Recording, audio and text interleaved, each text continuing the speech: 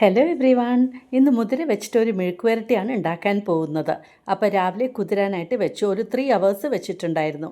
അത് കഴിഞ്ഞ് കുക്കറിൽ വേവിച്ചെടുത്തു. ഒരു 4 വിസിൽ ഞാൻ വെച്ചിട്ടുണ്ടായിരുന്നു. പിന്നെ മിക്സിയിൽ ചുവന്ന മുളക് ആദ്യം ഒന്ന് ക്രഷ് ചെയ്തെടുത്തു. പിന്നെ വെളുത്തുള്ളിയും ചെറിയ ഉള്ളിയും അതിൻ്റെ കൂടെ ചേർത്ത് ഒന്ന് പൾസ് ചെയ്തെടുത്തിട്ടുണ്ട്. ഇപ്പോൾ ഒരു പാൻ വെച്ചിട്ട് അതിൽ വെളിച്ചെണ്ണ ഒഴിച്ചു കൊടുത്തു. വെളിച്ചെണ്ണ ചൂടായ ശേഷം നമ്മൾ ഈ ക്രഷ് ചെയ്ത ഐറ്റംസ് അതിലേക്ക് ആഡ് ചെയ്ത് കൊടുത്തു.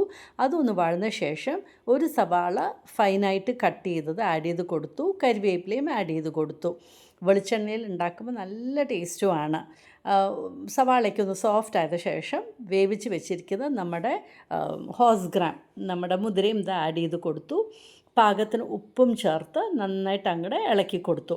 എന്നിട്ട് അടച്ച് അങ്ങോട്ട് ലോ ഫ്ലെയിമിലിട്ട് അങ്ങോട്ട് ഉലർത്തിയെടുത്തു. അപ്പോൾ നല്ല ടേസ്റ്റി ആയിട്ടുള്ള മുതിര മെഴുക്ക് വരട്ടി റെഡി ആയിട്ടുണ്ട്. അപ്പോൾ ഇതുപോലെ ഒന്ന് ട്രൈ ചെയ്ത് നോക്കൂ. ഈസിയുമാണ്, ഹെൽത്തിയുമാണ്.